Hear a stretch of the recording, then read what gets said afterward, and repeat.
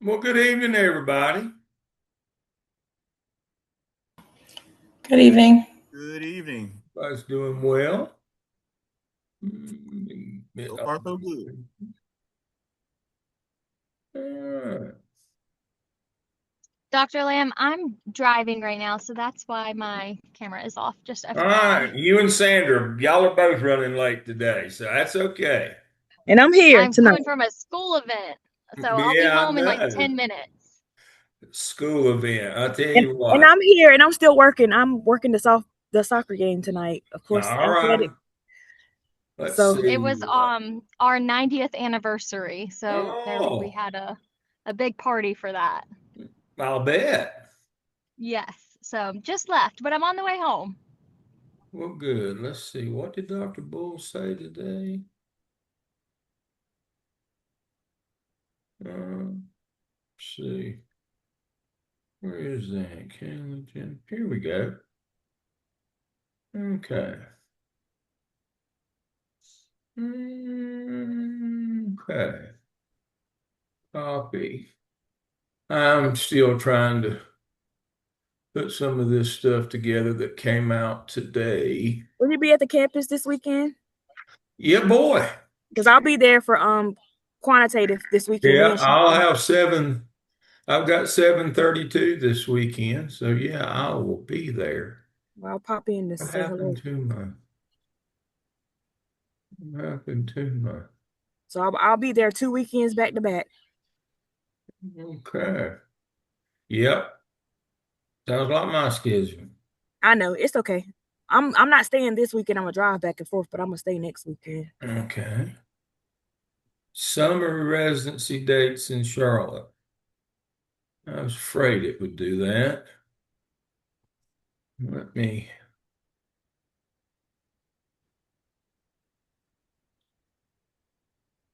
take that out. Let me add this in, upload file. Summer residency open next. I Next. think I think Jessica's trying to get in. You All got to let her right. in. Yeah, I probably need to get get all the rest of these people in. All right, there it goes. All right. Yeah, we're good. No, I'm working on this information here. And I'm gonna add this. Okay, and I'll do a control V. All right, save. All right, and that's how we're going to start out tonight. You got anybody else getting some? All right, it's about 4 minutes after. It's time for us to get started. Thank you all for being with me. James is here. And then he's presenting tonight. He goes first, and then Sandra, she's on her way home from Myers Park. All right, so what I want to start out with is the summer schedule, and I'm kind of reading this first time along with you. I did glance over it, but I was in a final defense today, and so I didn't put a lot of thought into it. So let's look at this. This is the summer schedule and the summer attendance policy. Now, so what I have done is I have posted it here in our shell under summary. Let's see. What does it say? It says summer residency dates in Charlotte, and here they are. So y'all go to 740. So you'll have 740 with Dr. Fisher, and you can see his dates now. Um, and so I pushed when this first came out, there were only 3 dates, and now we're up to one, two, three, four, five, six. So here are the dates. So you can see that next semester with Dr. Fisher, that would be y'all, May 30th, 31st, the weekend after Memorial Day, June 13 and 14. Now, circle that one on your calendar. That's Next Steps Conference. And then you've got the last 2 weekends in July. All right, so here's the new policy that came out today. must comply for all virtual addition 100% of the residency weekends. All right. If a comparable course is not available. Now, here's the thing. There is a comparable course. I'm teaching 740. Unfortunately, Dr. Fisher and I are teaching the same weekends, but I'm going to be here, as you can see. You could do makeup with me at the end if you're going to miss Dr. Fisher. That's why that yellow is the makeup weekend. So I'm going to be there at that weekend. So if you have to miss with him, I will have a time for you.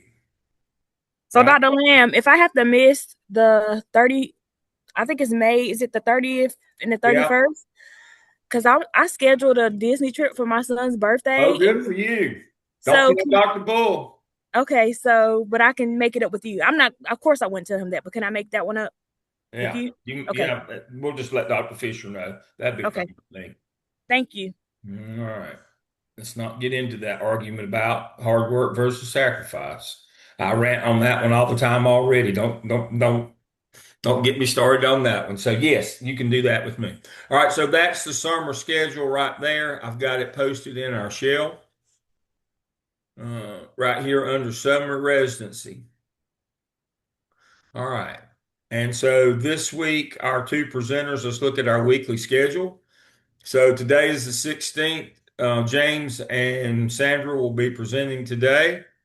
And then not this coming weekend, but next weekend, the 25th and the 26th will be our final residency weekend in Charlotte. And we normally do a potluck, just like this weekend. I'm bringing, let's see, what am I having this weekend? I'm doing taco pie, chicken taco pie. And so we're doing a Mexican theme. Uh, that would be up to y'all in terms of what y'all want to do.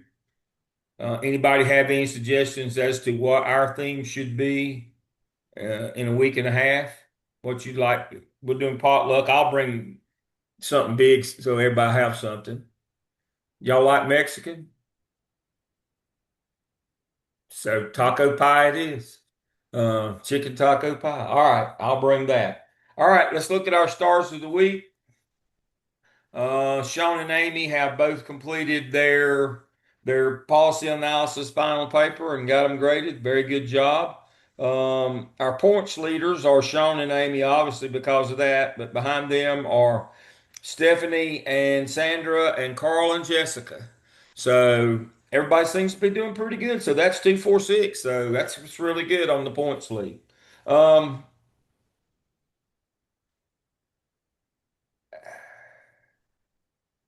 I was with a principal from Winston today who shall remain nameless. No, Sean. Um, she defended her final dissertation today. But we were talking about all that's gone on there. But we were talking about policy. We were talking about policy today. But see, policy is cost.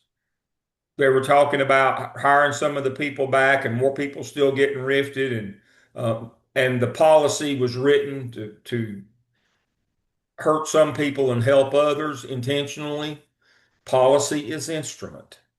We talked for an hour today about all the stuff that's going on in Winston in terms of all these policies that nobody knew existed, but now have surfaced on who you have to take back and who has priority. And like she said, none of it has to do with performance or who the best teachers are. That some people got the okey doke and then some people didn't. And it wasn't based on skill or ability. Policy is instrument. That's why I've told you, anytime you start doing evaluations and policies, that scores somebody's odds. Somebody wins, somebody loses. Sean talked today that it was brutal that in terms of who's winning and who's losing now. But it is certainly not It's certainly not based on performance or test scores or kids. It's certainly not based on any of those things. Um, and so again, it's being an instrument to basically destroy the district.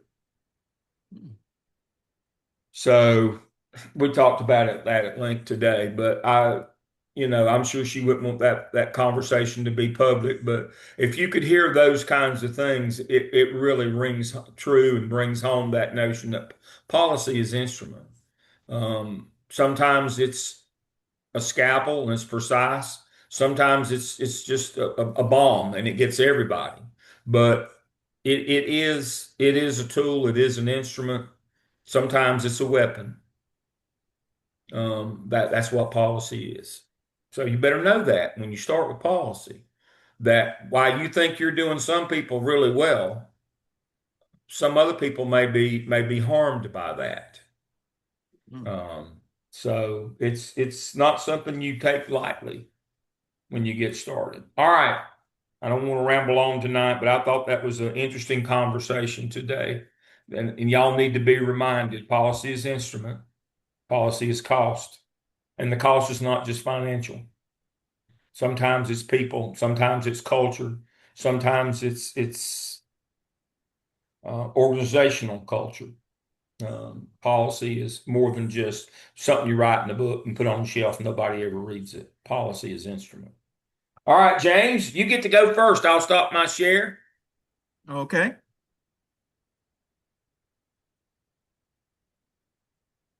Oh, let me stop my stuff here. There we go. Get out of share now. Okay. Can everybody see my presentation? Yes. Okay, good. All right. So today I have chapter 11, where in chapter 11 it talks about the legal framework of instruction and attendance. So it's all about it's talking about the importance of attendance in the public school. Go ahead and click. Okay, so all right, so the foundation of control. I'm sorry, let me take off these glasses because I can't read that. Okay. All right, so the foundation of control is in public education is primarily it's a state function and it was delegated by the 10th Amendment, and it requires a continuous balance between the state and mandates the individual liberty. I found it interesting in the reading the realization that in the Constitution there is nothing about public school education in the Constitution. That's something that like the amendment basically had put in place and for the states to have authority. So it's built on a doctrine of the parents' pare or the state's sovereign power over the minors, as in like the state is over the minors while they're in their care, and the legislature possesses the legal authority to define the curriculum and provide schooling at the public schools at public schools expense. So All that's right. James, yes, I sir. don't want to interrupt you. You were going really well there. I want to clarify a point here. Okay. James is absolutely correct. The public school is not in the Constitution. The 10th Amendment does not speak directly to public schools. It just observes states' rights. Where public schools start is in the preamble to the Constitution. Mm, In the preamble to the Constitution, it says states may provide right. public education. It's not in the Constitution as a right guaranteed to the citizenry. It says states may. And then the 10th Amendment is what ratified that preamble, and that's how we got public education. But the 10th Amendment alone did not establish public schools. It was in the preamble, and then after it was written, the founding fathers said, wait a minute, we put that in the wrong place. we didn't put that in the Constitution, so it's not a legal right. So they had to go back and make the amendment on states' rights to then ratify the notion of states would provide public schools. That's kind of how that's kind of, I know, down in the weeds. Um, but we want to be clear on our legal litany here. But that's a very good point. It's not in the Constitution. Thank you. Thank you for that clarification. Now, I'm talking about the compulsory attendance and exceptions. When it comes down to the status of exceptions, there are some exceptions about attendance that applies to ages 6 to 7 or 16 to 17. It all depends on what state that you're in, that you have to attend school. And those exceptions is like if the student is married or legally emancipated, because sets like the the religious groups in Pennsylvania, they have different attitudes about marriage, so they may get married at a young age, or they may marry the young girl might marry a older male, and he's older and she's maybe 13 or so, but it all depends on like their ways of looking at marriage. Some religious exceptions is talking about in the one of the cases of the Yada criteria. Housing status, if the student is homeless, that has something to do with the attendance exceptions. And when we talk about attendance exceptions, in that case, you're talking about like McKinsey veto where it choose immediate enrollment if they don't have if they're not in a school already. So if you found that a student is homeless or is living in a hotel or things of that nature, then it's up to the schools. The school's responsibility to immediately enroll them into that school. So, and also we talk about truancy. And truancy is an unexcused absence without parental knowledge as a result of criminal prosecution or jail time for parents. So parents can be seriously fined or have consequences of jail time if they interfere with the truancy of their child. The child must be enrolled in school. Okay, moving on.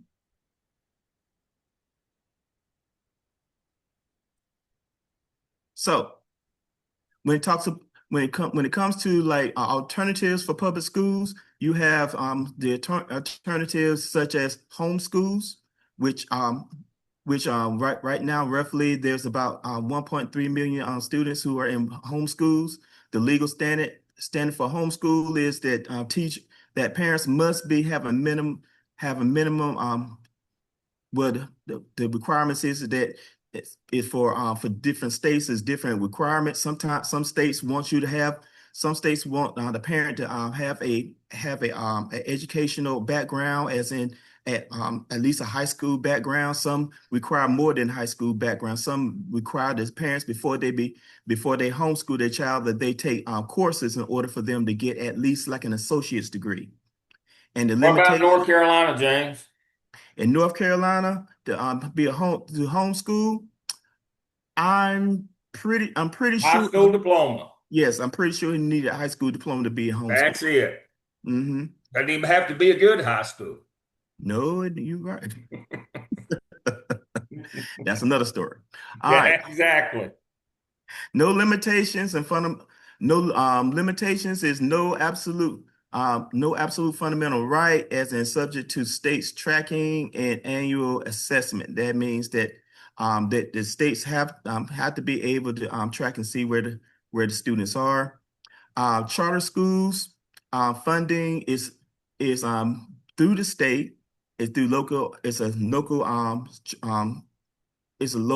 entity that's furnished through the state. But sometimes what happens is that the charter school might have such like a special function or a special program that they have that's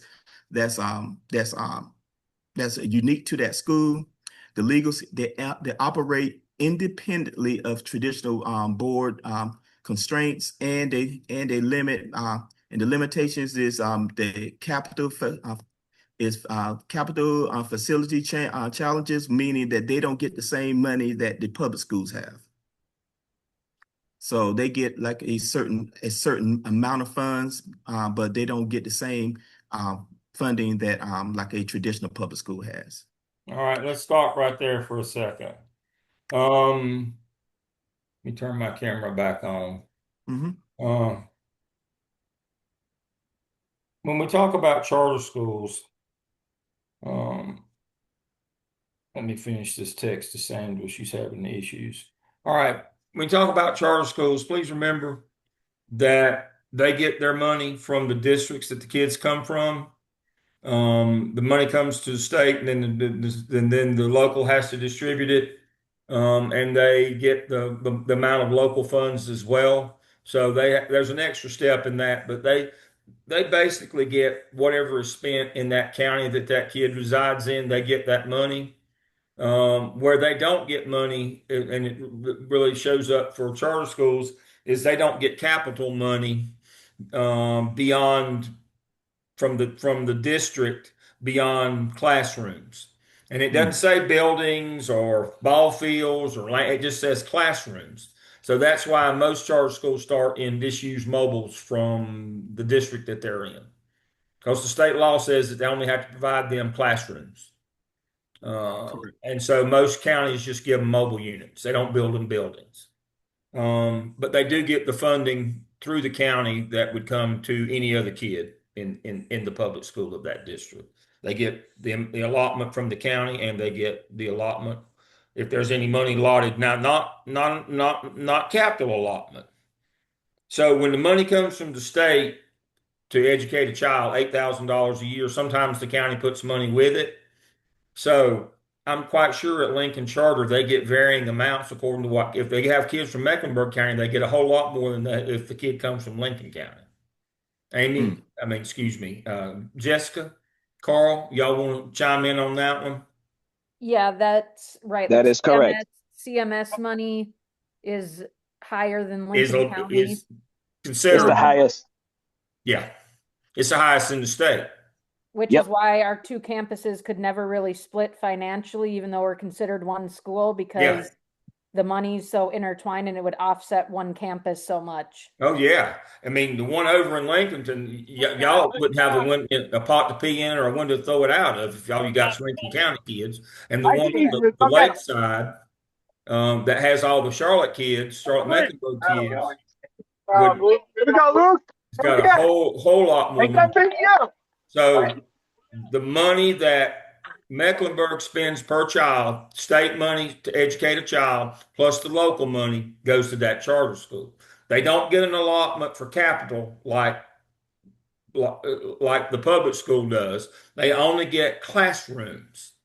So you got to understand that difference. Now vouchers don't work at charter or public schools. Vouchers only work at private schools. Private schools. And that comes directly from the state. It does not go through the county, by the way. That comes from the state. That's supposedly lottery money, but it really not. It's an appropriation from the General Assembly of tax dollars. There isn't any money that comes from the lottery. Right. To speak of. All right.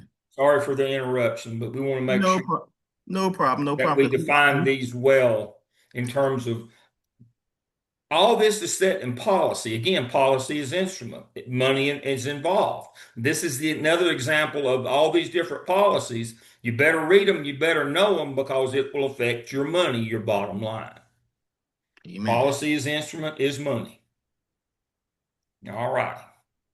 So Dr. Lamb already clarified that that vouchers are public funds directed to the only private schools and parochial schools, and that they must demonstrate a valid secular purpose, meaning that like when they ask about the schools, as in will your schools, are you discriminating against a certain group of people? It must be neutral, and it comes down to like anybody um, can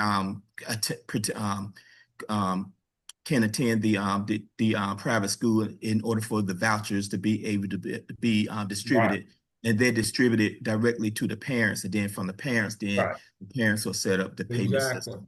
Exactly. Now, my understanding is Catholic school enrollment now has more than 25% of its population nationwide that aren't Catholics. They can't Mm, discriminate against them. That's James's point. You say, we've got this Catholic school over here. Well, but they can't say you can't come because you're not Catholic. If you take that voucher money, if you take the now, if you don't take the voucher money, you could do that. mhm, You could say, we don't take this, we don't take Muslims, we don't take this or that. But if you take voucher money, then it can't be non-secular. It has to be secular, which means no religion. mhm, That's again, that's the policy. If you want our money, any religion has to be able to get in mhm, your school, even though you might say Charlotte Catholic School on the front door. You don't have to be Catholic to go there. Now, if they would say, well, we're not taking any of that federal money or state money, they'd have to decline both. But for vouchers, they'd have to, if they declined, if they said nope, you can't come here unless they can't get the voucher money. Now, vouchers went up this year, but also what did private school enrollment money in terms of tuition, what did it do at the same time? It went up exactly the same amount as the rates. And so that wasn't coincidental or accidental. That's how that works. And so those schools needed more money, and so the state gave more for vouchers, but so they were able to raise their rates and be able to continue to work. I won't get into the politics of that, good or bad. It just is. You need to understand that what schools charge pretty much, if there's more voucher money, they go up in their cost, is the way that works. And so the baseline, what parents have to pay generally is going to be, the same percentage, even though vouchers got more money, the schools ended up with that. And that was the intent. The schools needed the money. It costs more to run schools now. Has anybody seen the price of gas and electricity and water lately and sewer? Um, you know, it costs more to run things with meals. Everything has the prices have gone up. Um, and so um, those schools needed more. And so they got more through the vouchers. And even though, as James said, the money might go to the parents, it still ended up at the schools where it needed to be. All right, James, continue. Excellent. Thank you. So, click this. All right. So, we talk about gatekeeping school enrollment. First of all, we talk about like the health requirements of attending school, as it is driven by the state police power to protect the public safety, and also mandatory medical examinations and immunizations are requisites for admission into schools. And there's some exceptions. The exceptions are religious exemptions permitted if beliefs are sincere and permeate every facet of the Lewis versus Sobro case through public safety, usually supersedes. So it has to make you can't necessarily say that that because of your religion, a certain kind of religion, that you prohibited from getting an immunization. But if it's a legit reason that has a little bit more science to it, then they'll usually give you a waiver from getting an immunization or anything else of that nature to get into the school. All right, let's pause right there. What is the latest policy challenge that we're seeing nationwide, in North Carolina, but also across the nation, that James just alluded to. Smallpox. Well, immunizations. Immunizations, that is correct. So I have 3 documents here. They're very old, by the way. I hunted them down for tonight for this lesson. All right. This is my social security card. This is the original one. Has my original address on it right here. This is my birth certificate.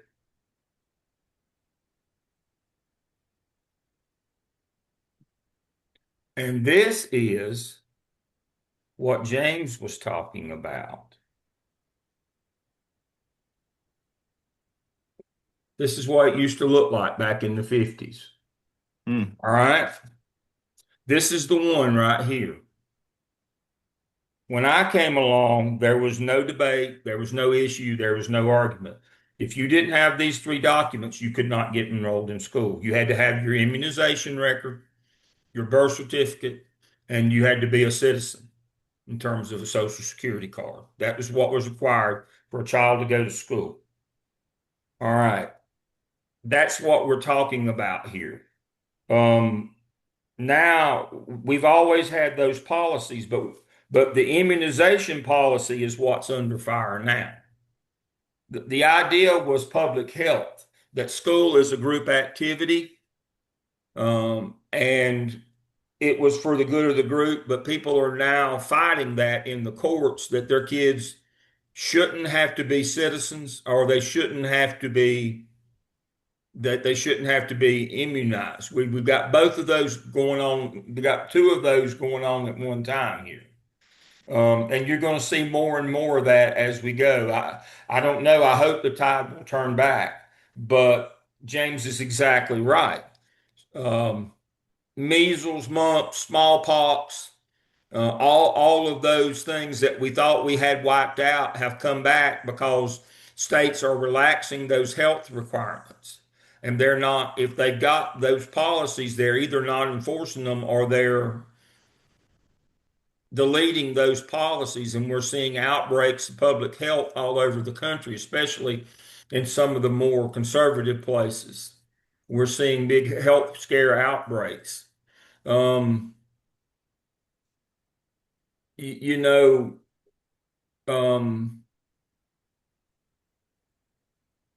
and I'm going to go back to the COVID era here. In my opinion, we did not keep schools closed too long. We weren't trying to so much protect the health of the kids. We were trying to keep the teachers from getting killed. And again, I apply the same logic to vaccinating kids. It's not a big deal when you get measles, mumps, when you're a kid, and even smallpox. It's not good, but if you're an adult, those will kill you. If you're an adult and you get those, and so that's part of the policy fight that's going on right now. And James brought it to the forefront tonight. Is these health requirements? That's a biggie. That's not something that we're going to be able to just say okay and go on about our business. That's going to be a fight for quite some time over residency, DACA, birthright citizenship, all that stuff on one side, and on the other side, the requirement that kids get immunized before they come to school. Those are 2 things that we're going to be dealing with for the foreseeable future. Not so much at the school level, but at the district level and our policies. We're going to be dealing with this. Excellent. Go right ahead. One of the some of the residential boundaries issues that's in education that we must consider is districts must educate students residing within their boundaries with a degree of permanency, meaning that if they like you can't cross over districts, as in if I'm in the Cumberland County, my child can't go over to Harnett County in order to get their education, unless they're going to a private school or something like that. But when it comes down to public funds, it must stay within the local area. And districts can charge a reasonable tuition for out of district students, but the exceptions are homeless students retain the right to attend their previous home district. So if a homeless student um, wants to not go to the new school, they can stay at their old school, and then now they must be registered as McKinney-Vento kids. right. That's, they can't just say, I don't want to go because I'm homeless. They have to be registered as a McKinney-Vento kid. But back up one, there's another hot button issue on residence boundaries. I want to make sure I highlighted the hot button issues on those. James outlined it for you there. Local districts can adopt policies on how much they're going to charge out of district kids. Now, where it becomes a problem is when teachers want to bring their own children to school with them. That's when it gets to be a problem. Do you waive the fees for them, or do you charge your own people to bring their own children? That's the policy issue brouhaha around residence boundaries. Is if I live here in Mecklenburg, but I could look across the water into Iredell County. Now, if I worked up at Langtree, which is the next exit up, if I worked up there at Langtree, or if I worked in Mooresville or somewhere in Ireland, if I worked there and I wanted to take my child with me, what is the policy that local, and they can do it at the school district level. They can decide, A, how much to charge me, and B, if they waive that for me to come, if I bring my own kids. And what we're seeing is forever we waived that in public schools, but we stopped doing that. A lot of districts are stopped doing that waiver because they want that money. Especially if they're near a larger, more bedroom community and people travel. Like most of the people who I think, this is a general statement, I think a lot of the people that work in Hope County live in Cumberland. James is from down there. I think, I've got 3 ladies from Hoke in that group, and I think all of them live in Cumberland. But a lot of the people who work in Hope County live in Fayetteville or in the Cumberland County area because of the housing patterns. And so, you would bring your children with you. Well, not if they're charging you $5,000 a year per kid. And you got 2 or 3 kids, all of a sudden you could be sending them to private school. And so that's going to be our policy issue going forward. And what it's going to do is it's going to be for mid-career people. I told you the crisis right now in public education is not that we're losing our kids. We've always eaten our young in public ed. I mean, 80% of the kids never make it to 5 years. We've always known that. It's always been that way. Our problem now is not that. Our problem now is we're losing mid-career people. All right. So if I live in Mecklenburg and they pay a better stipend here anyway than in Iredell County, right next door, and I'm going to have to pay a bunch of money to take my kid with me, what am I liable to do as a teacher, especially a female teacher? I'm going to find me a job in Mecklenburg County and save me all that money and get paid more to boot. Policy is instrument is money. So that's a hot button issue right now on residence boundaries. How much do we charge out of county, and do we waive that policy for the people who work in our district if they bring their children? That's the big one there. Right. Proceed. Good job, James. Thanks, sir. All right. So the influences of curriculum, the curriculum standards. Now, while we want to believe that the authority resides purely with the state and the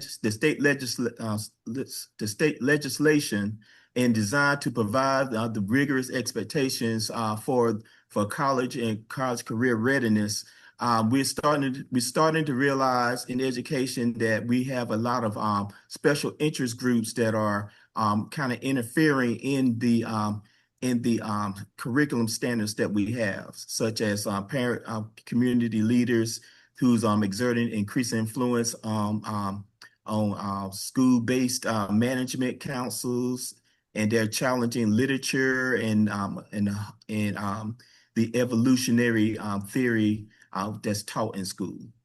Also, the final point of delivery for secular state and mandated knowledge when it comes down to what is accepted and what's not acceptable, as in like what's important for students to be well educated in the public school system.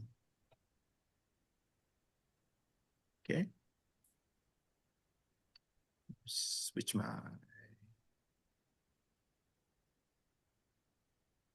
Okay. No Child Left Behind, or known as the NCLB. The foundation of No Child Left Behind is that teaching methods proven by rigorous scientific research. It by them implementing No Child Left Behind in 2001, it increased accountability. It gave the kids, it gave students more choices because it provided parents of the students failing schools the option to transfer, and tying the district funding directly to school performances. And also it gave the schools greater flexibility because it offered districts unprecedented flexibility in using federal education funds in exchange for strong, measurable academic results.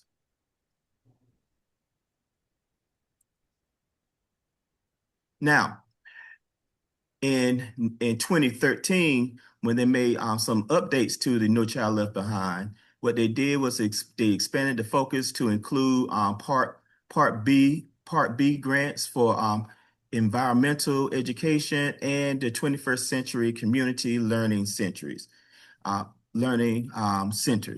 so what happened was the AYP, or the adequate yearly progress, schools must demonstrate continuous improvement for all demographic subgroups.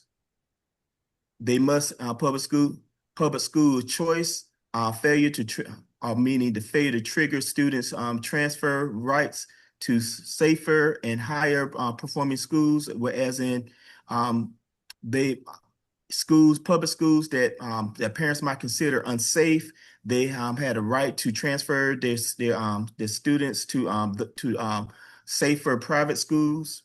Supplemental services, meaning they continue failure and mandates of the provision of free tutoring and remedial classes. So the government was saying that if your school wasn't up to a certain code of education, then the school district should pay for the tutoring and remediation of those students.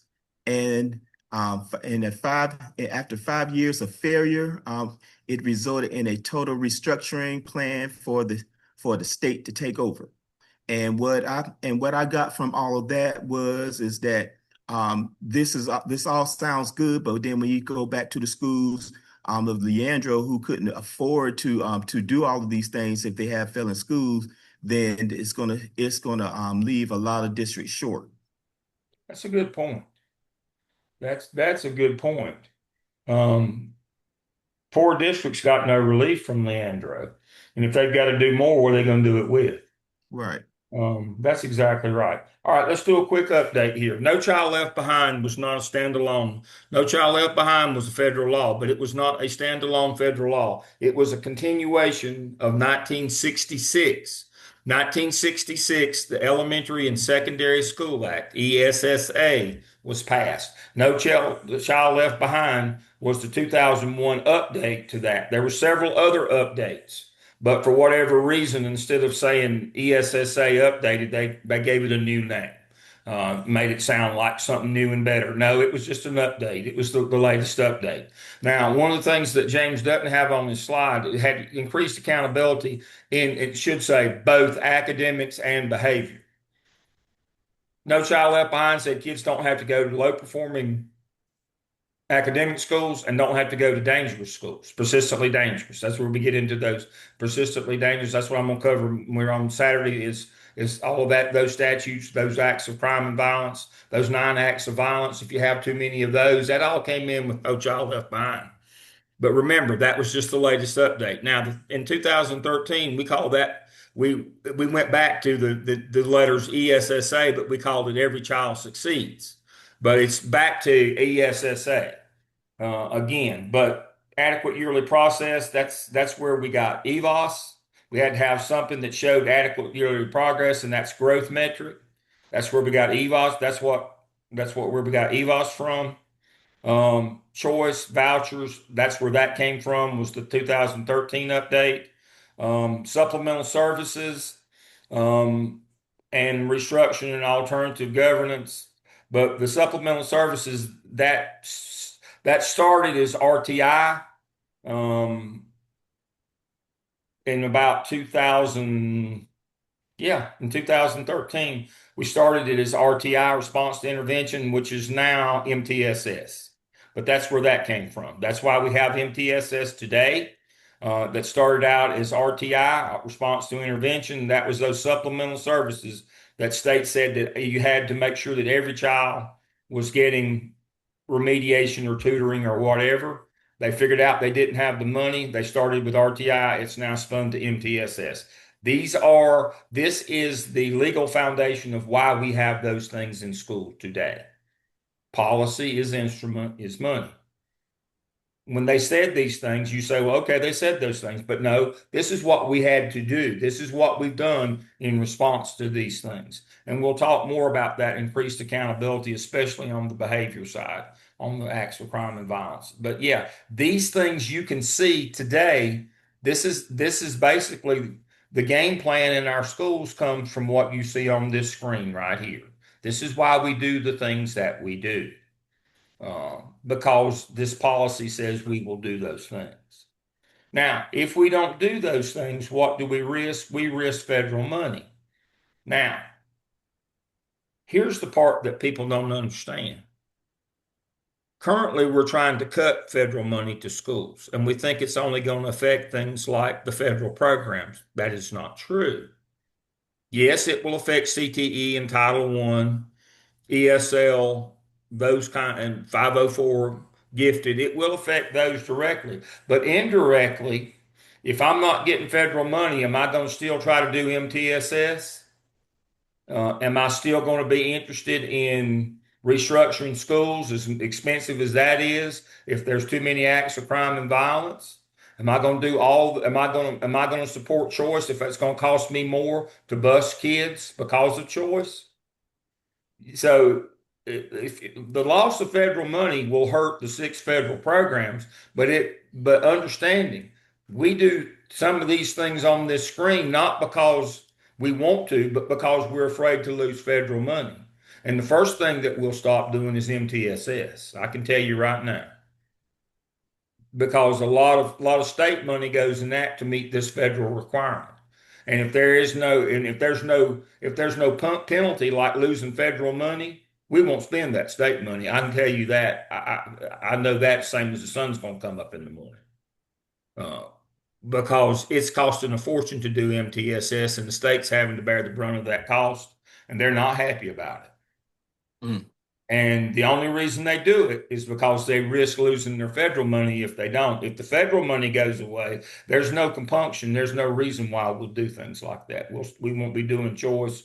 We won't be doing supplemental services like MTSS. We won't be restructuring schools. As James pointed out, we don't have the money to do that now in the low wealth districts. Why would we continue doing something we don't have the money for? So the loss of federal money, that policy, affects more than just the 6 federal programs. It affects a lot more of how we run schools today. You got to understand that. Policy is money, is instrument is money. All right, James, back to you. Okay. All right, so now what we're going to talk about is the Copyright Act.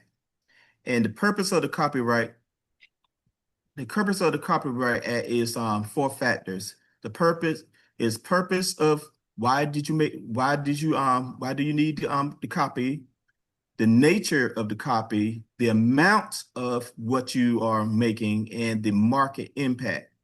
So the permanent actions of copyright is single copies for the permitted actions. Single copies, you can make a single copy for direct teaching, as in if you already have purchased a copy, you can make a copy of the purchased copy.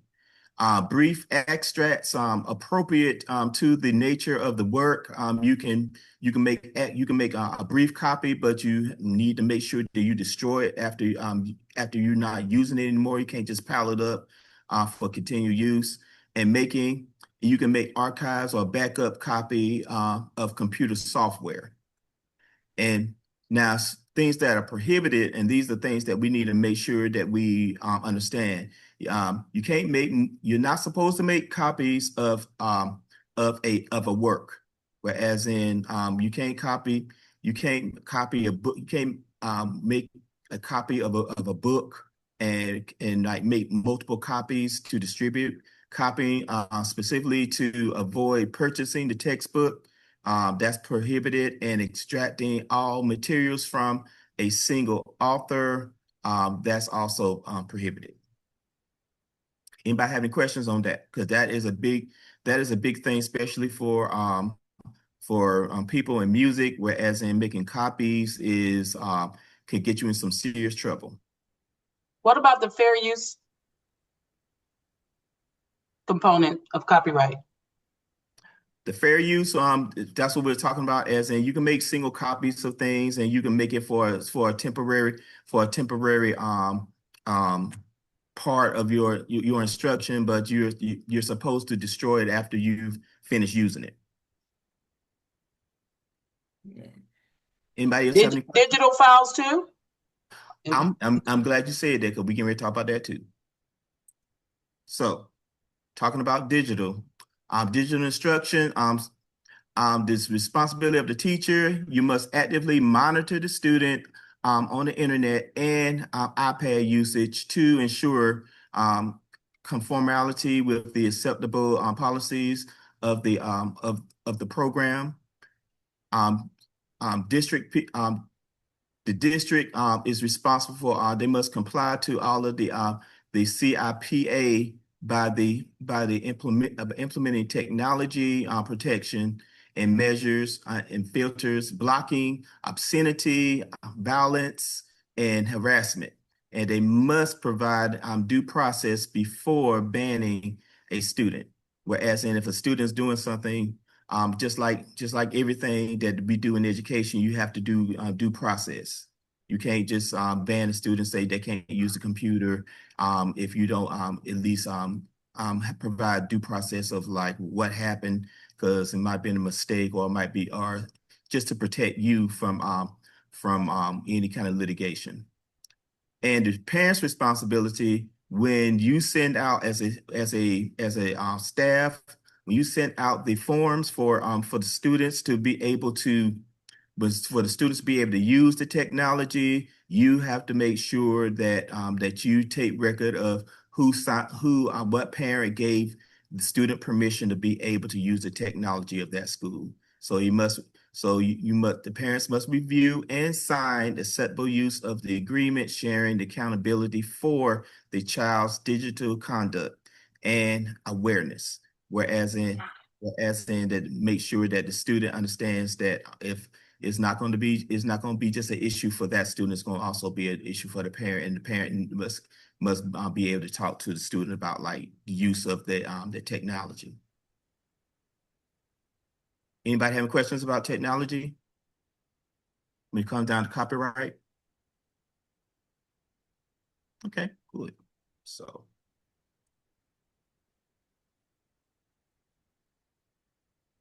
okay, and I just talked about that. Okay. All right, so when it comes down to the legal spectrum, of grade reductions or giving a student a lower grade for something they did in class. The legal perspective is the courts will support the school district if for lowering a grade for truancy, whereas um, if the student has not been coming to school, they will support the district for the teacher giving that student a lower grade. Also, now where it gets a little bit murky is reductions for misconduct. Because since 1970, courts consistently rule against schools reducing academic grades as a punishment for general behavior misconduct. So you can't give a student a 0 just because you don't like them. And where they have mixed support is reductions for general absences, as in schools risk violating state laws if they penalize a student for legitimate illness or suspensions, as in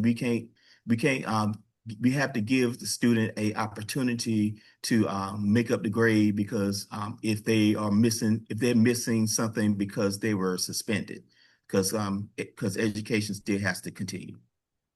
Anybody have any questions about that? No. Grades are supposed to reflect academics, not behavior. That's a general rule when you go to court, as James said. So you got to be careful on any reduction. Now, one of the things I've seen teachers do to try to get around the reduction for general absences is they'll give kids 100 every day they show up, and that way they don't, they don't give them a 0. They just didn't get their 100 that day. That won't work in court either, by the way. That's one of them little tricky things that teachers try to do. No, can't do that either. You can't give grades for daily attendance, and therefore you can't not give them a grade if they don't show up. They thought, well, I didn't give him a 0. Yeah, but in effect, you did. If you gave everybody else 100 and gave him nothing, that would be a 0 in Right. effect.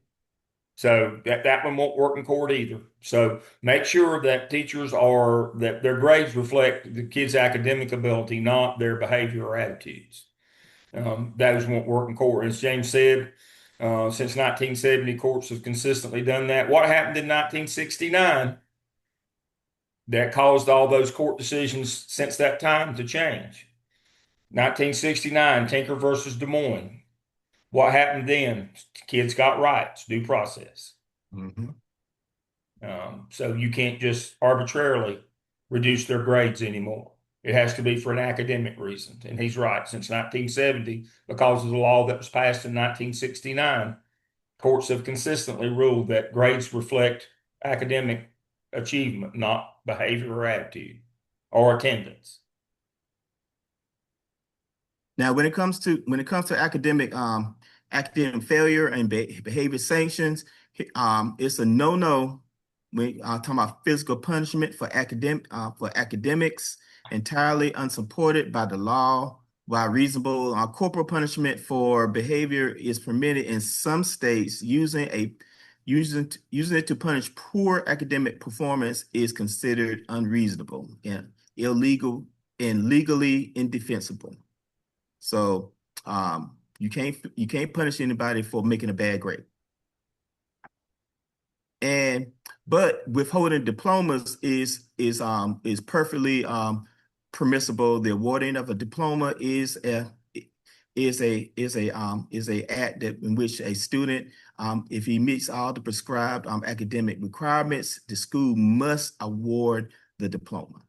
So schools retain the right to deny participation in graduation ceremony for misconduct, but the physical diplomas cannot be legally withheld. That is correct. So because we do that at Pine Forest. Well, in Cumberland County, what we do is if a student misbehaves or if their family misbehaves during graduation, we don't give them the diploma there at the Coliseum. However, later on when they'll come back to the school, and then we'll give them the diploma at that point. All right. So here's the question. Can you make a kid stand in the corner if he misbehaves? No, All right. Can you make him run laps? no, No, that is correct. Those are both corporal punishment, by the way. right. And also goes into the hazing laws and things like Yeah. that. Okay. So that is it for chapter 11. Now we get into chapter 12, and I just like the way Dr. Lamb that you gave me the chapters that go along with my proposed dissertation subject. So this really helped me out a lot. So going into it, let me get my stuff up here. All right, so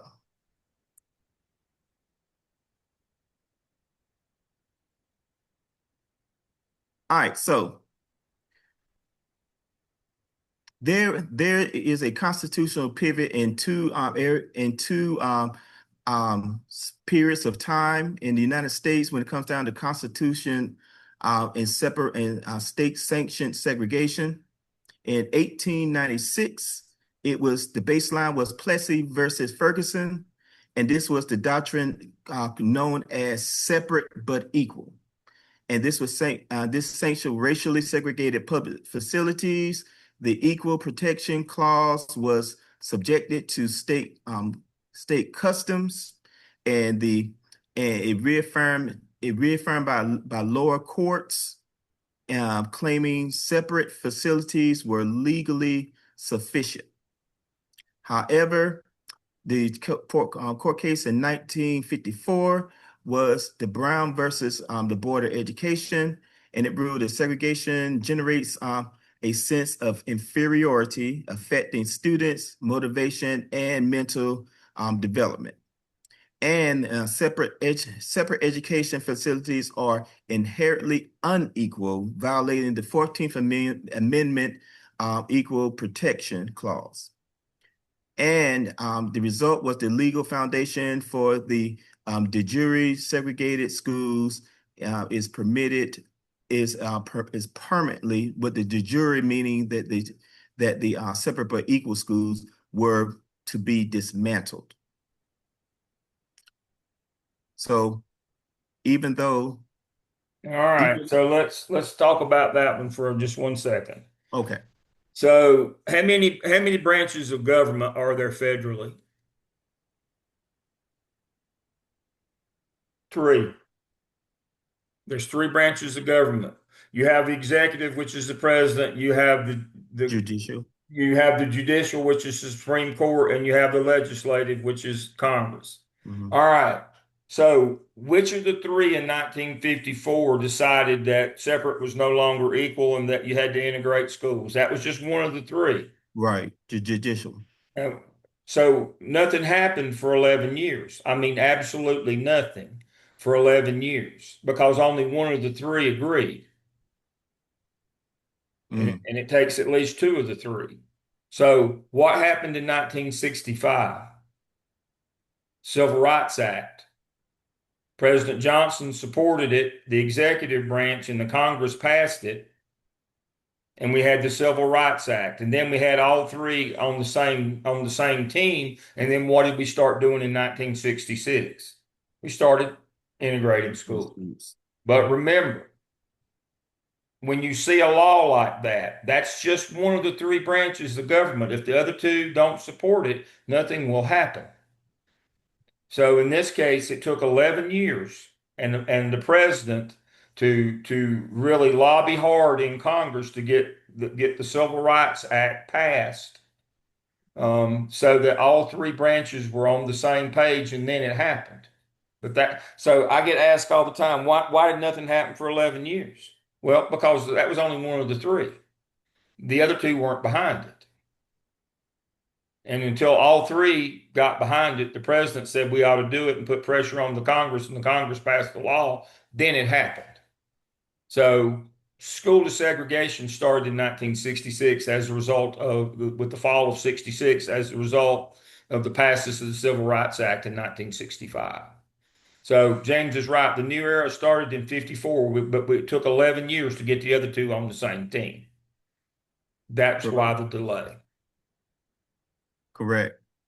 Because the delegation of power, when it comes on to the the delegation of the power, the cases were reprimanded to the local federal district courts due to their proximity to the local school districts. But then the federal district courts, they delegated it to the federal district, this lower district courts, and then it went all the way down to the lowest form of the federal courts. And so the standard was the compliance required in good faith and with all deliberate speed. But what happened was that it was the lack of strict timetable. There was no timetable given. They just like you said, they just had the law, and then there was a lot of resistance to the law and slow compliance.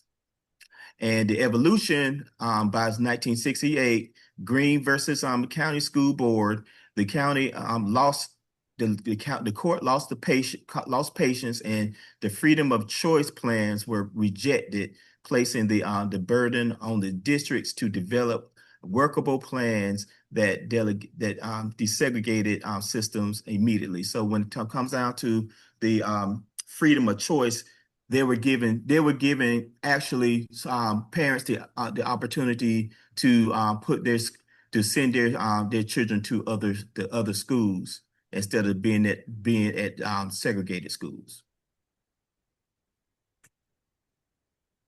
Okay, let's see.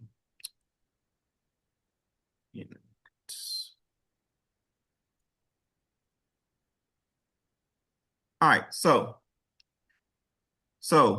breaking the dual system, the racial balances and quotas, when it comes down to like the starting point was the application they use the use of a flexible starting point to shape the remedy rather than the inflexibility requirement, and heavily scrutinized through not automatically illegal if the democratic shifts, not state actions, cause them.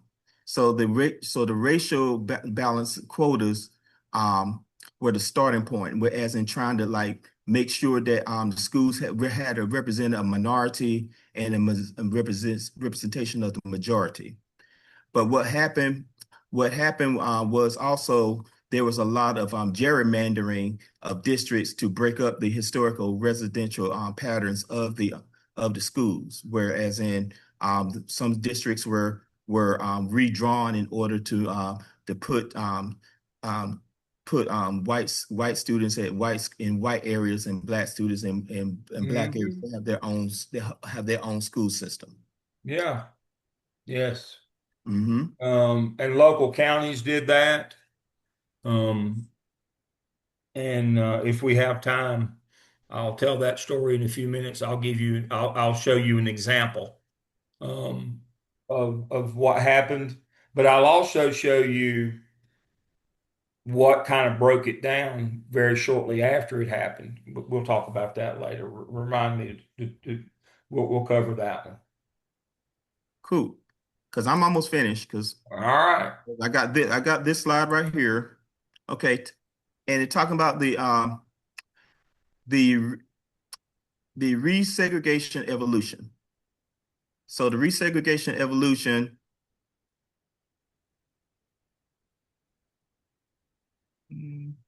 What happened was the federal court was the court in order that changed the law about segregation and desegregation. But what happened was all the district had to do was prove that they had in good faith in order to desegregate the school. And then what eventually happened is that a lot of the things that they had put in place, over time eliminated those vestiges that they did in order to prove that they had good faith to desegregate the schools. And then And then schools went into like practical compliances and things like and things of that nature, saying as in we don't need necessarily need these laws anymore because these things don't apply because we've already done this. So we don't we really don't need to be bound by things of like quota systems and things of that nature. And now we're at a point where as in the local control of segregation is put into the local hands, whereas in no more the federal government is interfering with these laws. And so some of these laws, some of these places that were desegregated are now coming into that realm of being almost resegregated again. Yeah, they are. Because we voted districts to be unitary, and so I told you in Charlotte, Mecklenburg, it took about 3 weeks to resegregate schools after we stopped busing. Um, that's what we're talking about. Schools are resegregating now, um, and so that's the nature of that. All right, got anything else, James? No, I am done, sir. All right, if you'll stop your share. I surely will. Um, so if I can do this, give me 1 second. Uh,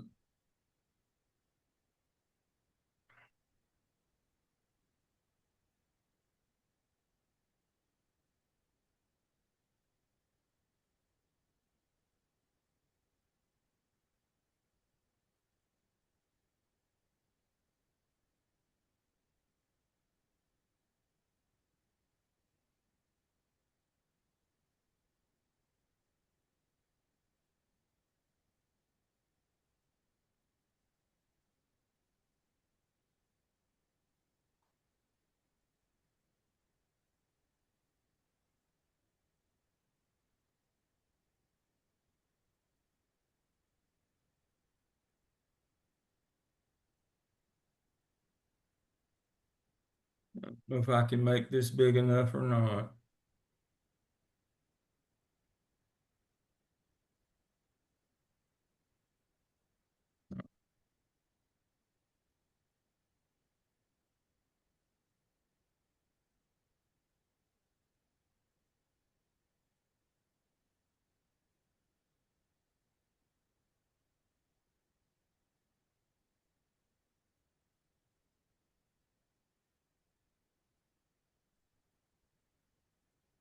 All right.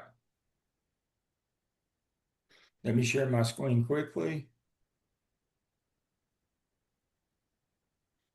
Can y'all see this map? Not yet. Got it. All right. So this is a county in North Carolina. And so the original, let me see. You see this highway right here? So that they made that the boundary line going south, and they made this one the boundary line going that way. So you have 1, 2, 3 school districts. That was the original when schools were forced to desegregate, they drew the maps this way in this county. Um,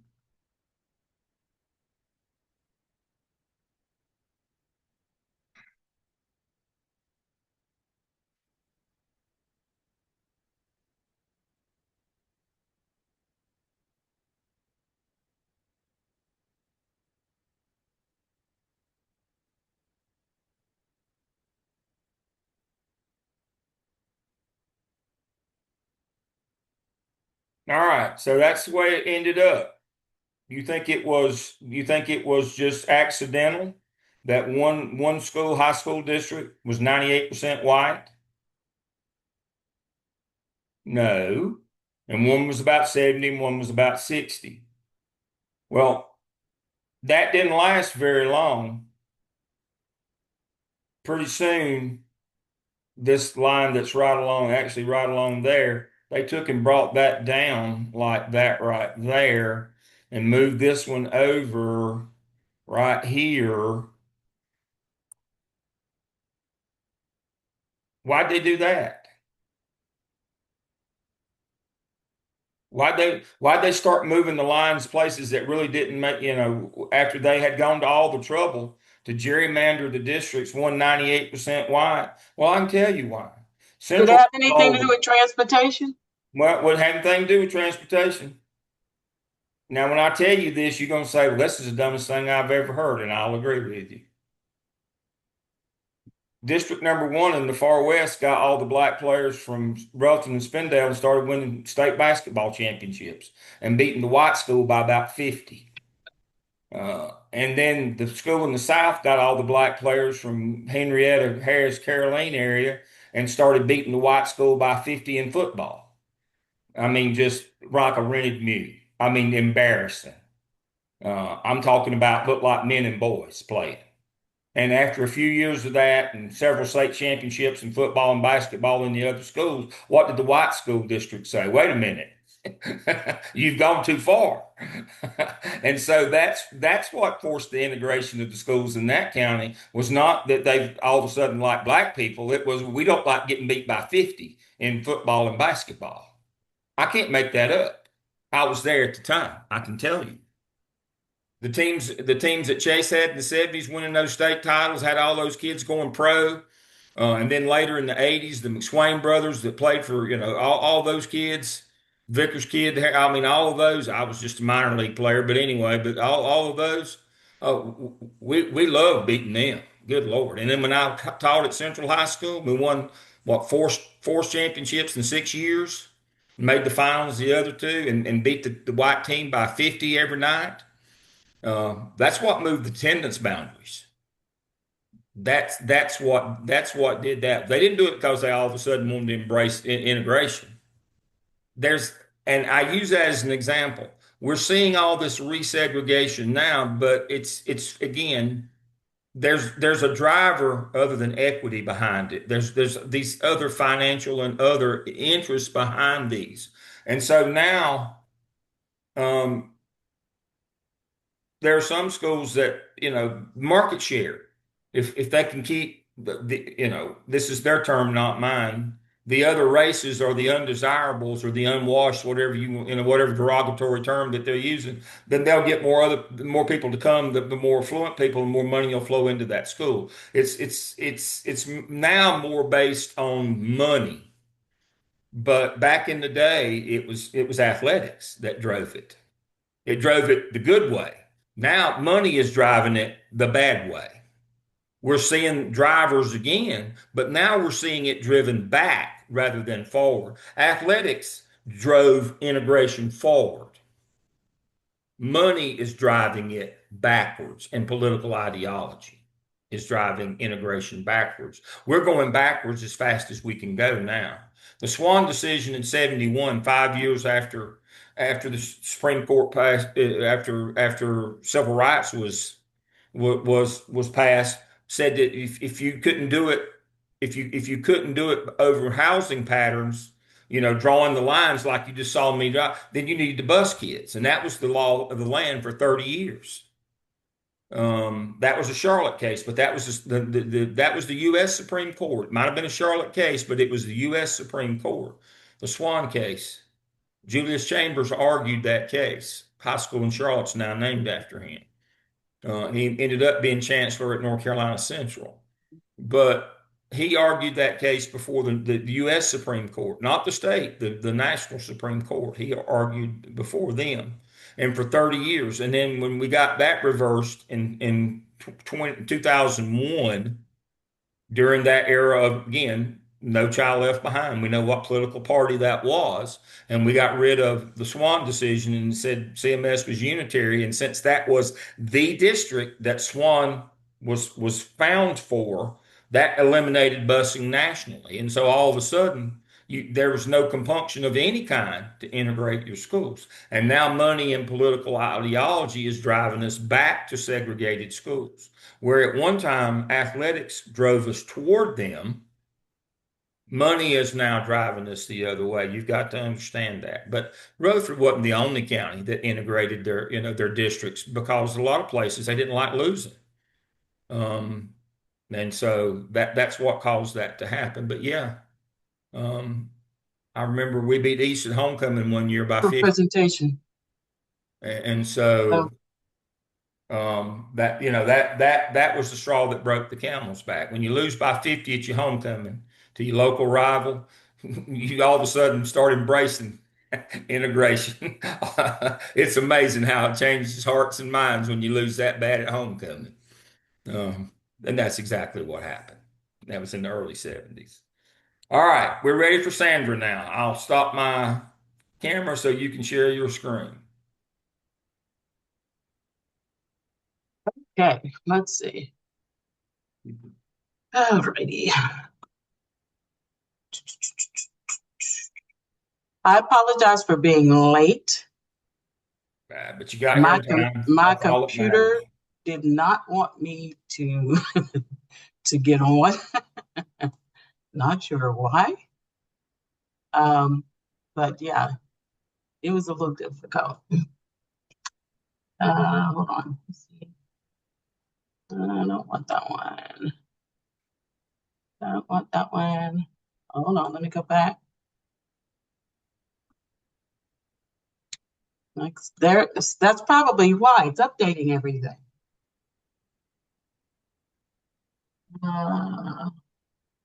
Only.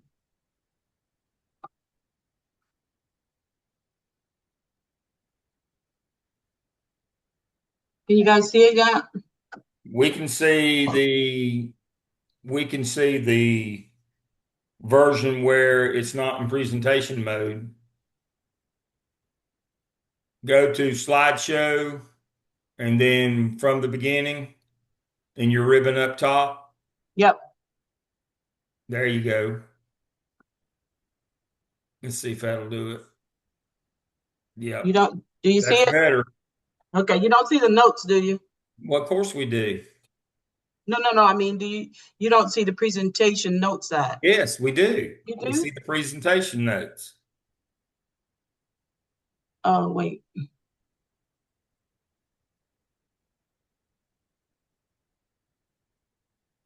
Hold on.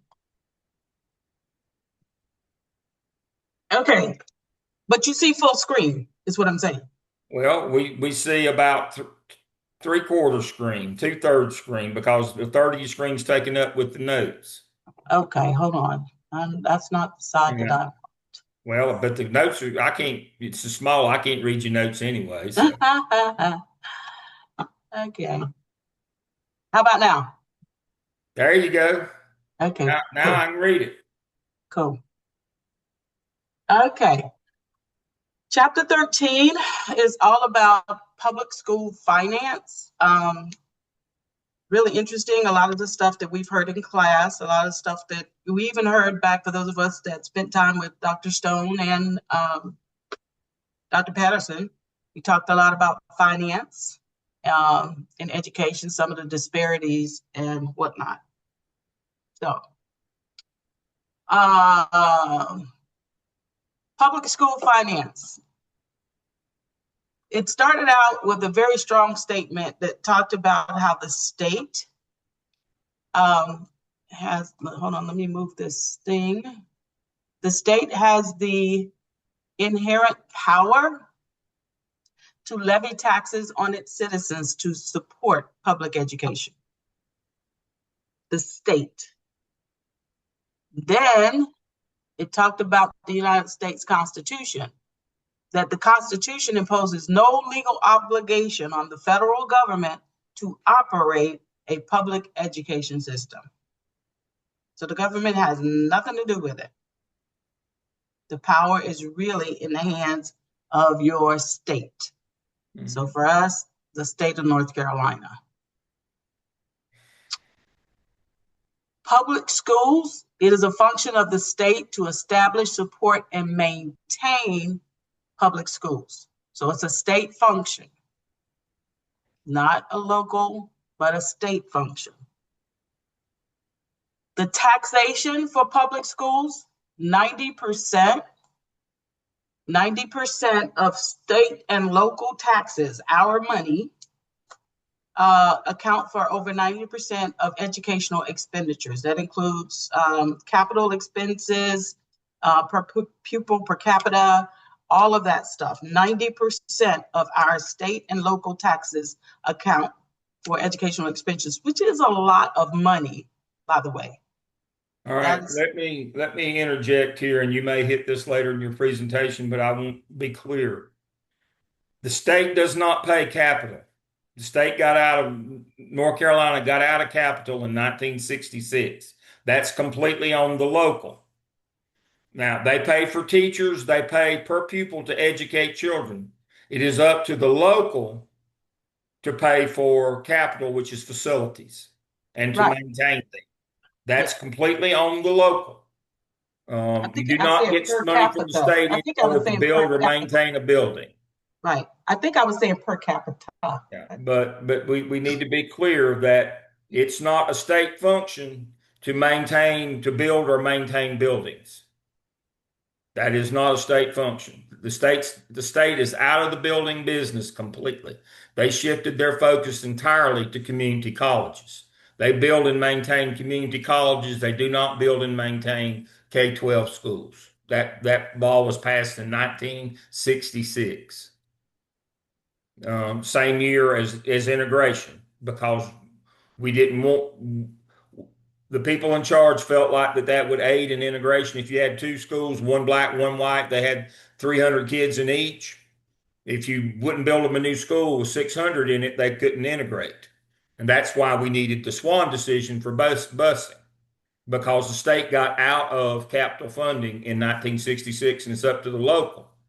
And we talked about in Leandro, if you're a poor district, you don't have the money to build schools or to maintain them, especially if you give it to people like Facebook to bring jobs to your county. That money that when you do economic development, like giving money to Facebook or any of these other data centers or whatever, when you give money to them or some company to come to your county, that comes directly from the school budget.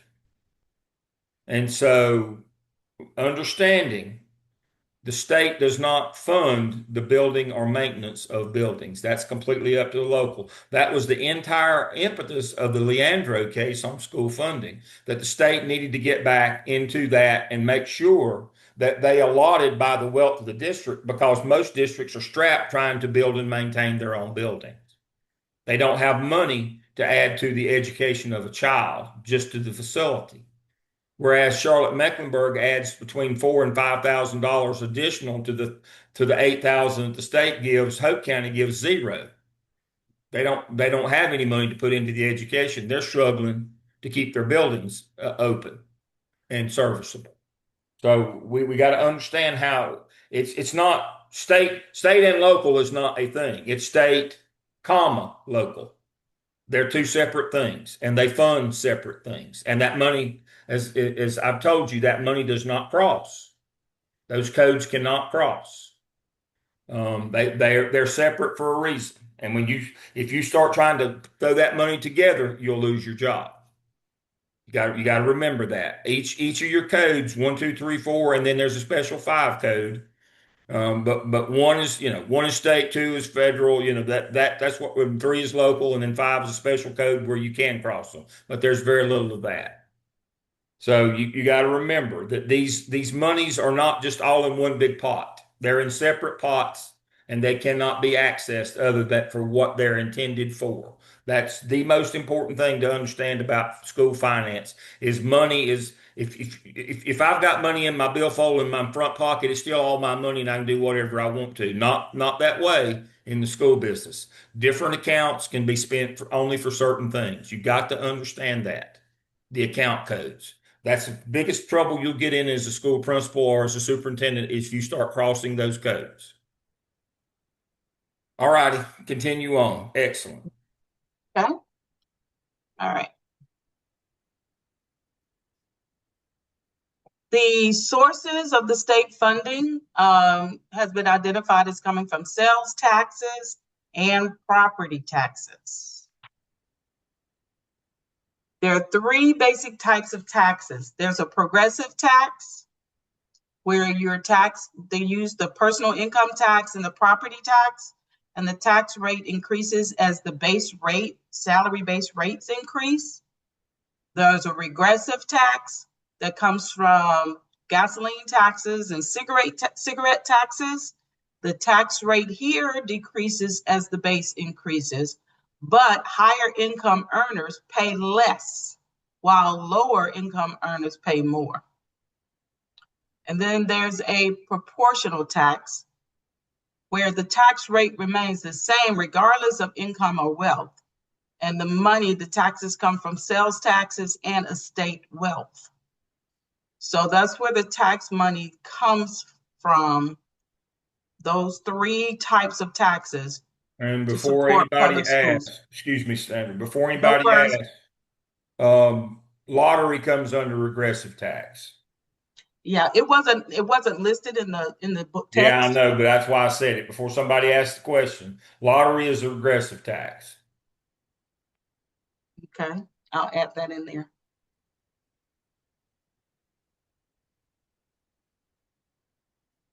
Okay. The tax rate, when school budgets and districts sit down to determine their needs, the tax rates are based on estimated state revenue.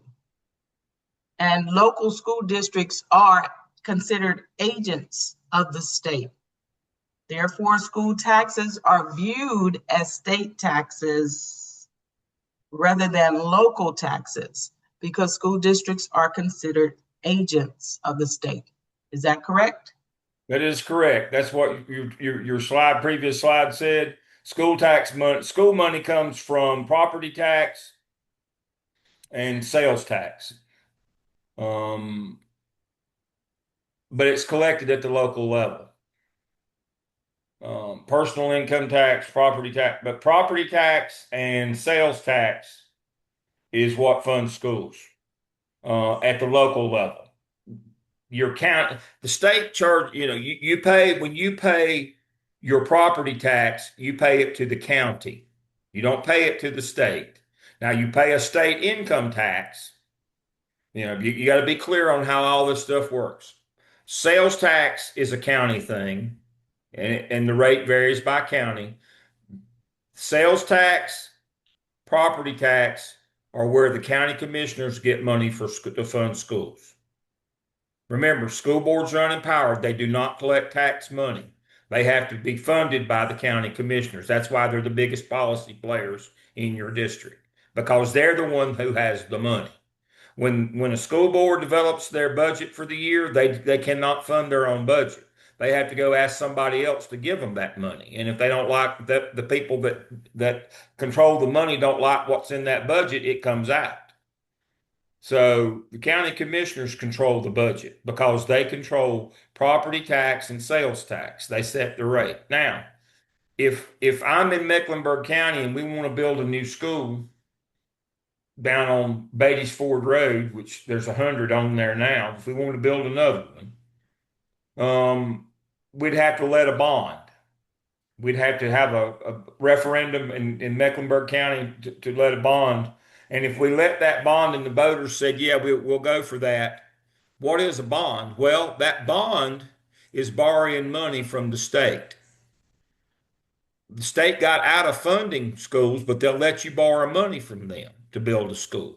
But what do you have to do? You have to pay it back. How do you pay it back? Sales tax. Again, sales tax and property tax are what fund schools at the local level, at the county commissioner level. Those two things. And that's business property tax as well as residential, all property tax. So if you get a waiver, like when Facebook went to Rutherford County, they don't pay property tax. They don't pay anything that contributes to schools. They don't pay any taxes. They got a waiver. That was part of the agreement for them to come. So not only did the county give them $20 million that should have went to schools, schools get nothing from them. That's how that works. But you got to understand, if you want to let a bond, you have to show the state a plan of how you're going to pay them. That bond is borrowing money from the state. Mecklenburg County borrows money from the state of North Carolina to build a new elementary school on Beatties Ford Road. They've got to explain why and how they're going to pay that back. Why do you think sales tax is 8 cents in Mecklenburg County? Because of paying school bonds. What's the state rate is 5%. So they charge 3 cents over the state in order to fund schools, the building and maintenance of schools in this county, mostly the building. Sales tax is building. The maintenance money generally comes from property tax to maintain what you got. You get new money from bonds, and that's sales tax.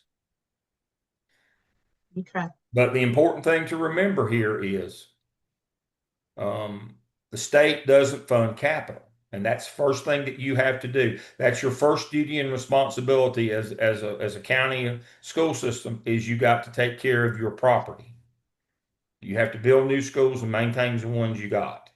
That's your responsibility financially. And so you levy property and sales tax to do that. One to maintain, one to build. The state does not give Mecklenburg, Iredell, Lincoln, Cumberland does not give them money to build or maintain their schools. You can borrow money to build, but you can't borrow to maintain. You have to tax yourself. And the whole idea of Leandro is we got nothing to tax. We don't have the local wealth to generate the money to do that. The state needs to get back involved again. They backed out in 1966. We need for the state to be involved again to equalize this thing. And the state said, no, we're not going to do that. Remember, the Leandros were the plaintiffs against the state. They lost. Now, the West Ed deal is they said we'll give some low wealth money, but they didn't, but they never did. And according to the Judge Lee, who retired before this last judge, they owed over $2 billion, on that money that they promised in 97 when Leandro was decided, but they've never given a penny. And the legislature's argument is nanny nanny boo boo. We don't have to. You can't make us. I mean that's how intelligent that argument is. If you've listened to that bunch, I'm being kind. You can't make us. We're not giving you that money.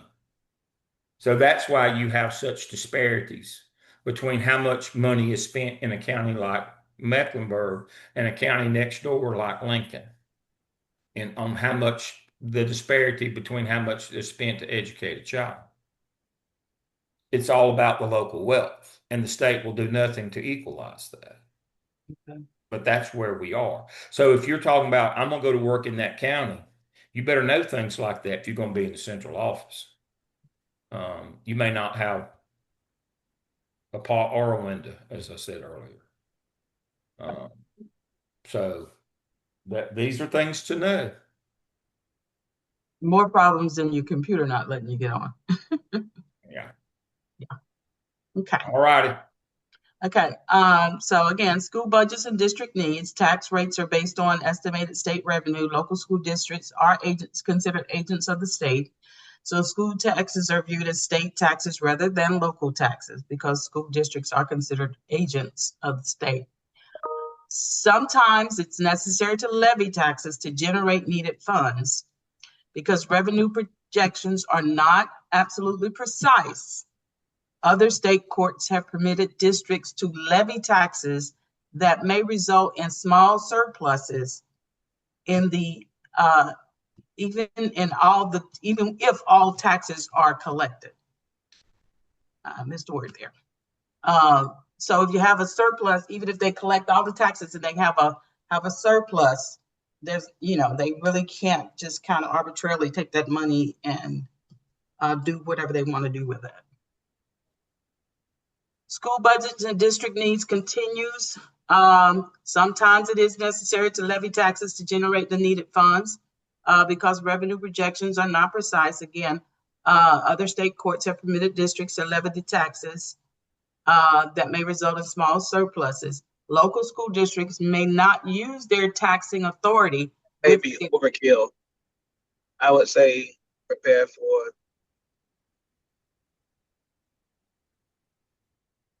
All right. Now, this is a general textbook.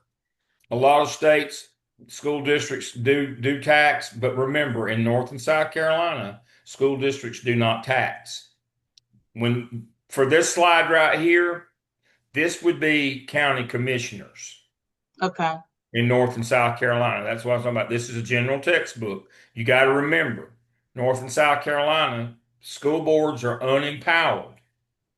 They cannot levy that, especially schools in the Midwest and Northeast have school taxes, which are the school board levies taxes. They have taxing authority, not in North and South Carolina. The county commissioners have the taxing authority. So in this slide, we would substitute local county commissioners may not use their taxing authority with the express purpose of creating a surplus. Mm-hmm. But remember, school boards do not levy taxes in North or South Carolina. Okay. They have to stand in line with city, county government, fire and ambulance, all the other public services in the county, including the community college, with their hat in their hand and ask the county commissioners to fund their budget. And since the county commissioners have the taxing authority and they don't, they have all the power. They have all the leverage. That's why they are the biggest policy player in your district. Remember, policy is money. And so that's why you might see policies passed in a school district that make no sense from an educational standpoint, but then you realize, oh, the county commissioners wanted that. Not the professional educators. The guy that owns the local car lot and got his friends to vote for him for county commissioner wanted that, not somebody who knew better. But you got to stay focused on who has the money. School boards do not levy taxes in North and South Carolina.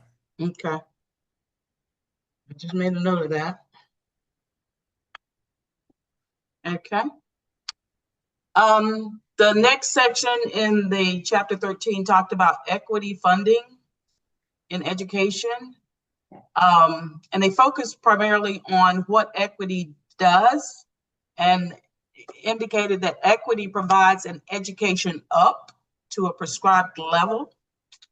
Simply stated, equity funding means that per pupil expenditures are equally distributed throughout a local school district. Typo, I will fix that. And that there are disparities throughout the state because property tax is most frequently used to support local education.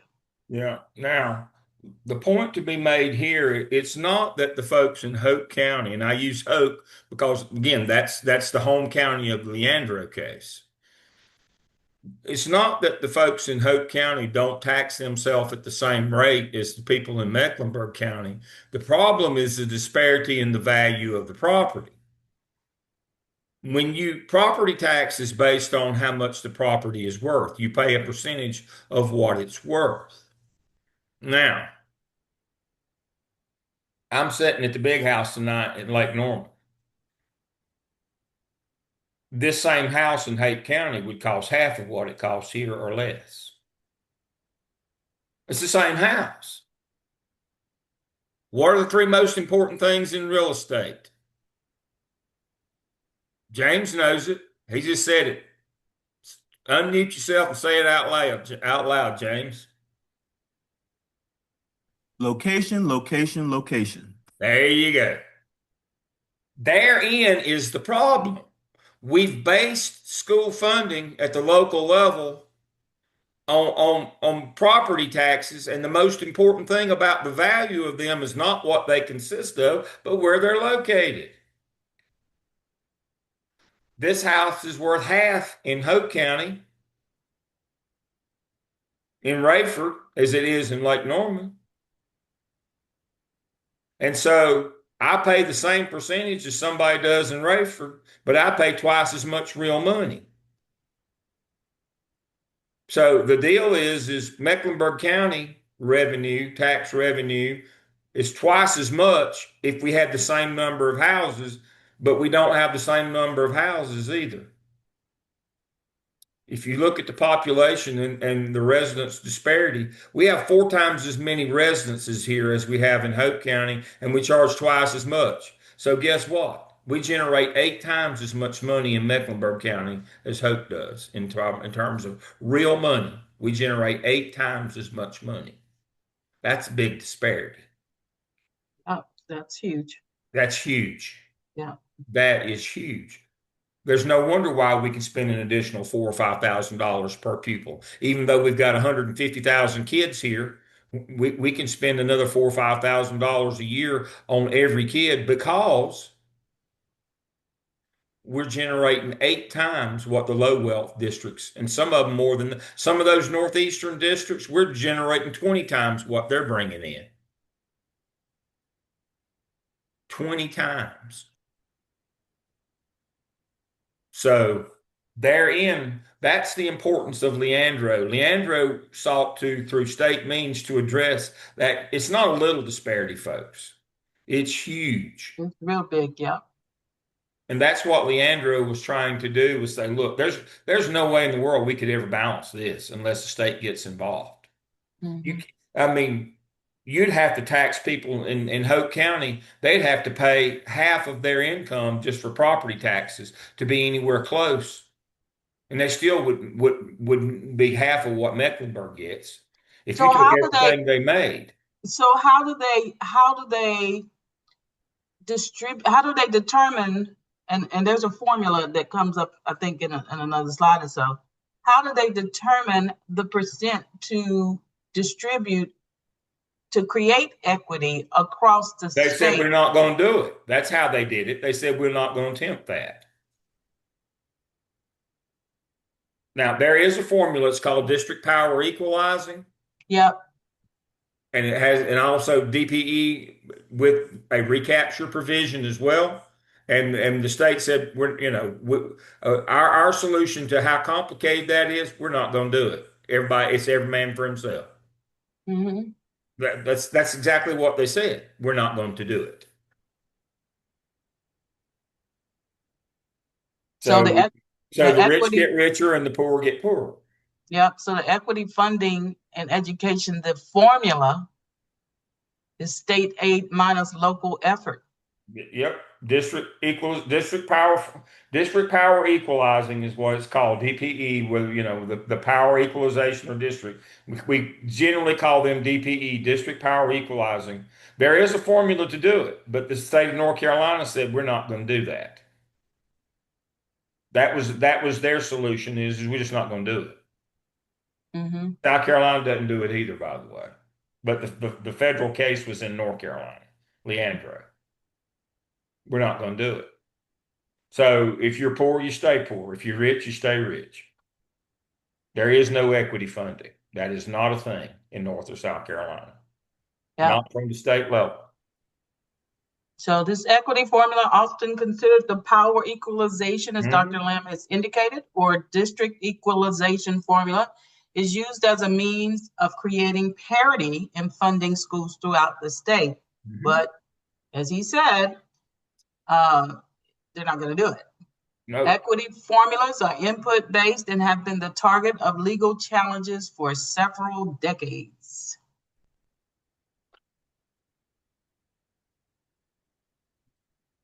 Funding disparities.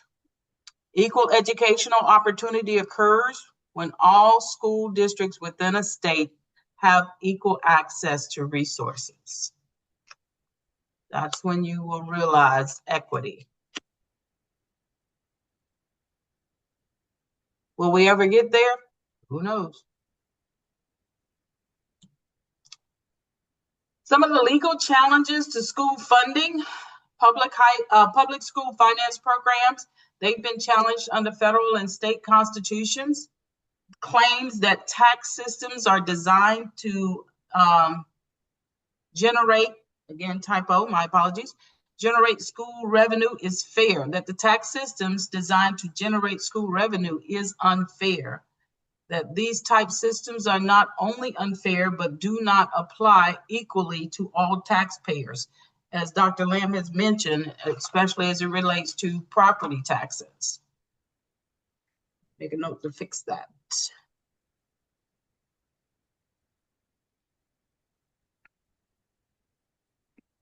More legal challenges. Parents contend that their children are denied the benefits of an equal educational opportunity based on disparities in tax revenues and distribution of such revenue among school districts within the state.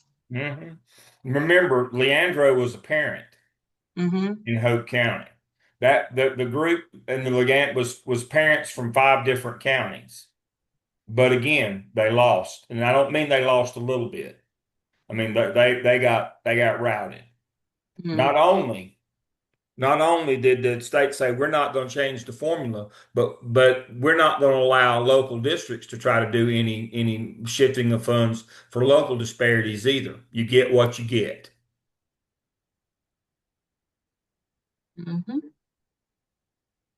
Yep. Any questions about the school financing? Because I was also given the dropout portion to do. Well, you can do that one quickly. I mean, the main thing is just tell us what it is. Okay. We just want to be aware of that we have it. Okay. So dropout, State Board of Education policy states that the board has established a goal of reducing dropout rates. Requires all public school units to set a goal for reducing their dropout rates. The policy. There you go. That's the biggie right there. Every district has to have a plan to reduce dropouts.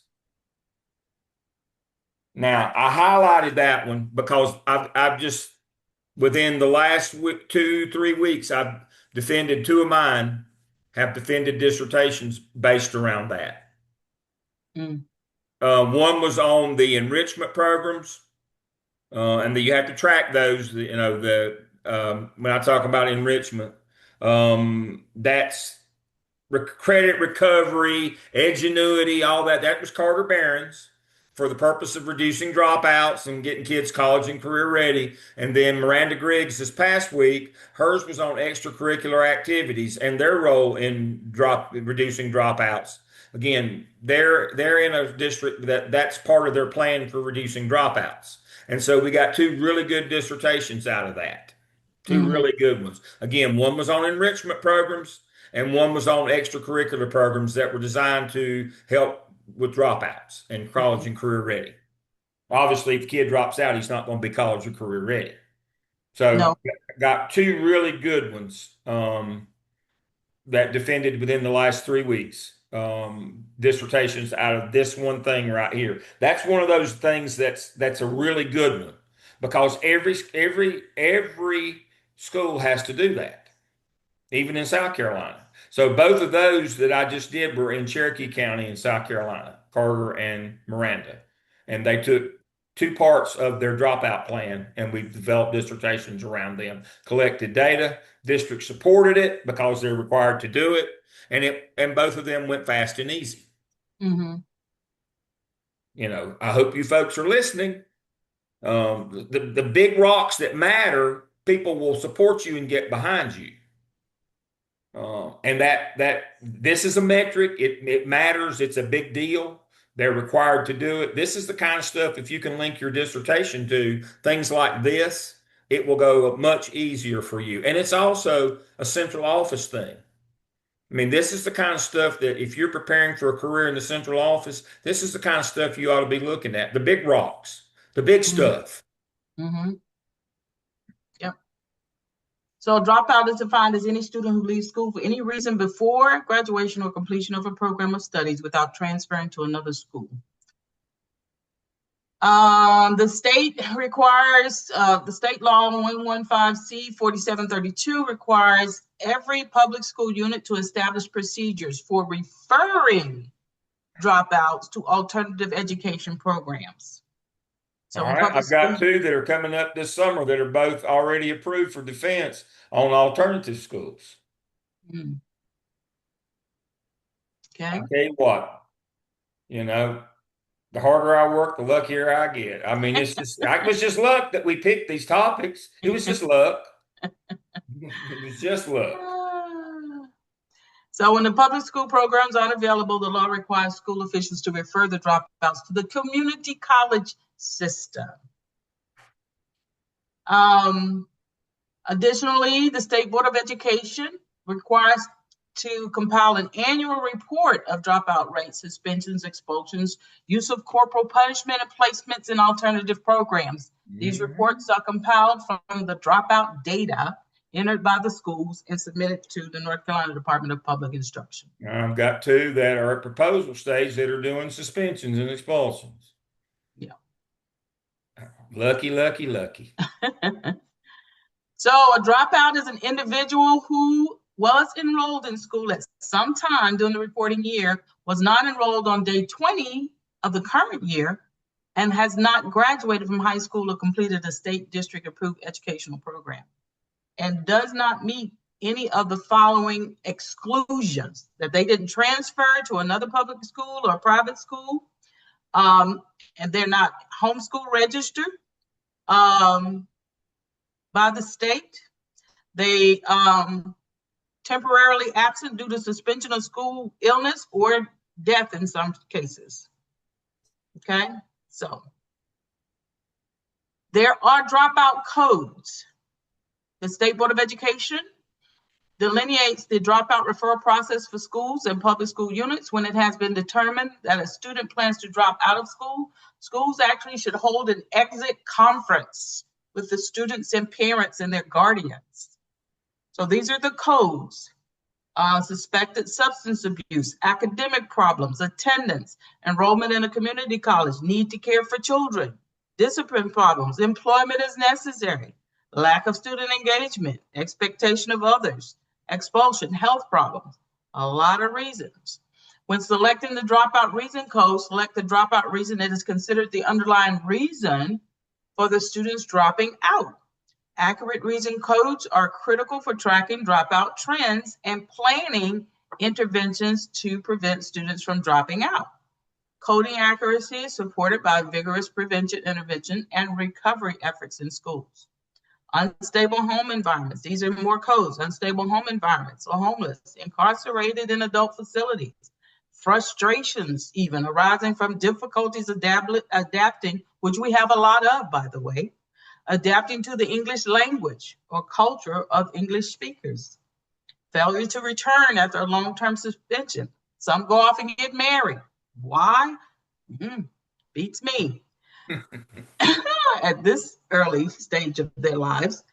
Moved, school status unknown, pregnancy, psychological or emotional problems. They are runaways, choice of work over school. I got to go to work. I got to have my mama pay the bills.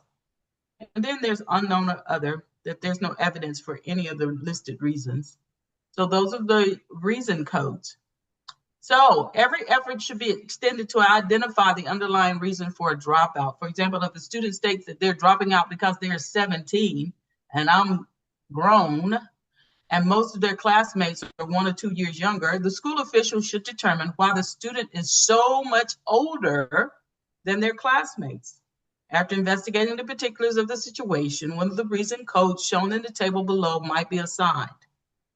The student was retained 1 or more times due to failing grades. Student was retained primarily due to too many unexcused absences. Students' retention stemmed from discipline problems, which resulted in poor concentration in class and or days lost to suspension, or the student's retention stemmed from unstable home environment or homelessness. So the use of these certain codes, COM dropout reason code, should be used only to designate students who leave school prior to graduation to attend a community college.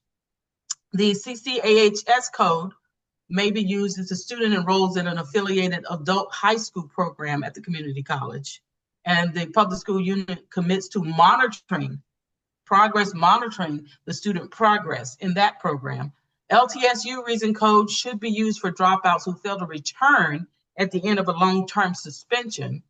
According to dropout definition, students who are absent due to a suspension on day 20 of the current year should not be reported as dropouts. EXPL reason code should be used only for dropouts who have been permanently expelled and are not in other approved educational programs. Expelled students should be verified as dropouts. They are counted as dropouts for federal reporting, but are not included in the state dropout rate calculation. Community college adult high school programs exemptions. In 2015, the State Board of Education approved an exemption from counting as a dropout students who attend local community college adult high school programs. These students are to be verified as dropouts using special codes to identify them. So such dropouts have withdrawal codes W2T and dropout reason code CCAHS. And if we go back up and see what CCAHS is, it's enrollment in a community college or adult high school program. Schools are maintaining enrollment. Schools have to actually monitor the students to make sure they maintain enrollment in the community college. You think they do that? Well, That's a yes or no. That's a binary, yes or no. We have a program. We have a college career ready program, and students actually they can get a credit for. Yeah, but that's not what we're talking about. We're talking about kids they that actually read. go. But we track ours. I don't know about other people, but we track and keep up with our CPCC students. We follow them. All right. Moving on quickly. Summarize. Don't read. Okay. All right. Program exemptions, homeschool. Students who maintain residence, they have to, if they're homeschooled, to be excluded from the dropout. The school has to be an accredited agency under one of those that are listed there. If the students are under 16 years of age, the parent or guardian must register with DNPE as a homeschool program in order to use the dropout exemption. That's it. And that whole piece is really, really long. It's full of a lot of legalese that you really need to sit with for a while to really make sure that you are complying. All right. Thank you. You stop your share. My point is, and thank you for that, Sandra. That was excellent. Thank you. And what Sandra said there at the end is why most districts will track the dual enroll students. Go ahead and stop your share. I'm trying to find my little mousey thingy. Okay. There it is. We'll track our dual enroll students, but the ones, if we can get them to go over to community college even for a day and they sign up, we never go look because we're afraid what we're going to find out. So we just consider them not to be. We code them. We don't. The ones we track now are the ones that are dually enrolled or in a program over there where they get to count them and we get to count them. We will follow those, but since we don't get to count them for money, we don't follow them because we don't want to have to pay people to do that. But the whole point of that is dropout's a big deal. There's good dissertations in that. Alternative schools, alternative school placements, enrichment. There's good dissertations in all of those kinds of things. Market share. That's a big part of what we're talking about here. Who's going to get the money? Homeschool, community colleges. There's good districts. I've got two market shares going right now. One's looking at parent choice, why they're choosing charters and privates. I've got one that's looking at market share based off social media. We're getting out advertised in areas, and so you need to know that there's all this stuff about dropouts and it gets really involved and there's money involved in that. There's punishment, there's sanctions if you don't meet your metrics. You've got to understand that. But for you as students, there's good dissertations in the big rocks as well, because you might get your district behind you and support you. That's been, I've had a lot of good success lately with those, getting the district behind them. Because they've got to do it anyway. And so that's that. All right. We're at the end tonight. We've run 4 minutes over. I apologize for that, but we've got our time in tonight. I will see you Saturday week. If you want to bring something Mexican themed, that'll be fine. I'm going to bring taco pie. We'll have some things. Remember, we'll have lunch on Saturday. Sunday, we'll get out in time for you to go home and have lunch. I think that's it. I appreciate both James and Sandra. Excellent jobs tonight. We've talked about this stuff before, but we need to reiterate all the money's where you're going to get in trouble if you don't understand it. Not just if you misspend it, but if you don't understand where it comes from and how it can be used and why you have what you have, or don't have what you have. A lot of those things are already predetermined before you get there. And, as Tom Hanks said in A League of Their Own, there's no crying in baseball. There's no crying in school administration. If you get in a place where you don't have two nickels to rub together, you've only got yourself to thank for that, because you ought to know how the rules and how the money works. The state's not coming to save you. It's all on the local. All righty. It was good to see everybody tonight. Thank you for an excellent job playing along. Thank I'll you. see you Saturday week. All Everybody right. be safe. Good night. Good night.